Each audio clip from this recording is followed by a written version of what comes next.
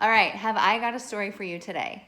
Yes, this is this is gonna make you never want to work with me, but I swear it's good. This is really, really good. Okay, so I have one of my really close friends who I've been wanting to work with forever. She's had all these health issues, and she's been in and out of the hospital, spending so much money going to different specialists to try and figure out what the problem is. Well, let me tell you, she has mastocytosis.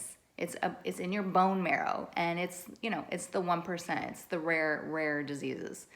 So she has mastocytosis, and finally she hits her rock bottom and is ready to talk to me about it. And I was extremely excited and grateful, and feeling blessed that she's allowing me to use my gifts with her. And so she's like, Bethany, right now, can we do it right now? I have 45 minutes. Do you have 45 minutes? And I'm like, yes, clear the calendar. Let's do this. So we do a session, and she's not really into this at all. Let me just tell you, obviously it took her years to finally allow me in to do my thing. And so I'm like, you might get the best night of your sleep. You should have clarity in the morning, this kind of stuff. So I don't hear from her all day. I'm like excited to hear what's been happening, because usually clients are telling me, oh my gosh, this happened and this happened and this happened and this happened. Well, no, I don't hear from her. So about 4 o'clock, I text her and I say, hey, how's it going? What's going on? And she goes, Bethany, I have been thinking about you all day long, and I am not happy. So I'm like, oh no, what happened?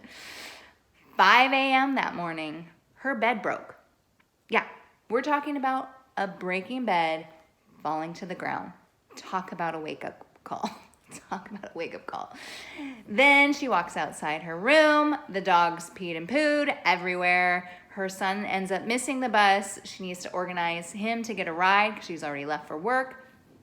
Then she gets a call. Her son has thrown something at the substitute teacher or something like that. Just all these things start happening that day that normally maybe one thing would happen in a week kind of situation. And so all she can think of is, this is Bethany's fault. So, I'm laughing. I'm sorry, friend. I'm not going to give her name out. But this is hysterical to me, because I know that we have peeled away a layer of this onion, and we are getting closer to the situation. And by the way, we were dealing with health. We were dealing with health issues. So there's obviously a lot more to it, because sometimes we bring on health issues to our body because of another root belief that says, I like to have pain in my life. I am not worthy. I have suffering always. Things like this. So we peeled away some of the health thing. I actually discovered, I'm 99.9% confident of exactly when, where, and why she developed mastocytosis.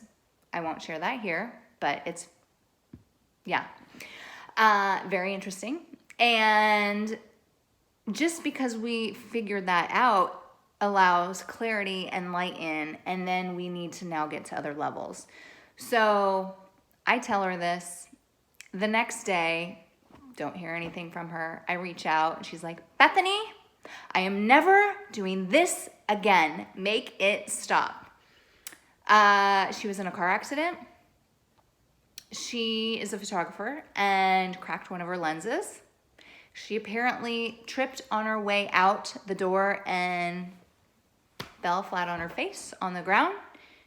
Just, some more wake-up call things that are awful. It is awful. To me, it's let's get your shit figured out now. Let's clear this away. And immediately I'm like, okay, I'm really sorry, but you got to know this is serving you in some way, and we're going to get to that. We're going to figure that out. And then I'm like, look, something happened to you when you were 5. I don't know what it was, but something happened when you were 5, and it's affecting you right now. It affected you bringing mastocytosis into your life, and it is also affecting everything that's happening now that we've addressed that. So she hates me. She doesn't really hate me. She loves me. I'm like, we got to figure that out. And she goes, well, what's interesting is when I was 5, my parents broke up. If your parents divorced when you were 5, you create all sorts of stories and rules because of that. Like, you might think it's your fault. She doesn't remember what it is that is her fault. It's not her fault, of course, at all. But like, she doesn't remember the things that she made up about the situation. So I'm like, look, why don't you call your parents and just see if they remember how you reacted to the news, anything that you might have said, that kind of thing. Because it's really about getting to the bottom of this. And yes, I could intuitively probably figure it out, but this is her journey to figure out. So going and getting sage to clear the situation isn't going to work. It takes more. We got to clear and add light and awareness to that situation. And there is so much beautiful light at the end of this tunnel. And I'm so excited that she has started this journey. It isn't usually this crazy.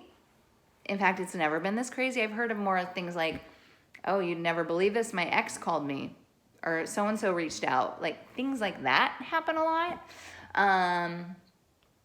But this is a huge wake-up call, and it is serving her. It is fully serving her. And I'm looking forward to jumping back on once we get to that silver lining, once we get to the beauty that is available for her, once she figures out these root beliefs so we can clear them away. All right? This is all about getting aligned now. This is the dirty truth, but it is beautiful. It is so beautiful and just slightly entertaining. Slightly entertaining. And hopefully she lets me post this because I will let her watch it first. Okay. Have a beautiful day, and I will talk to you soon. Bye.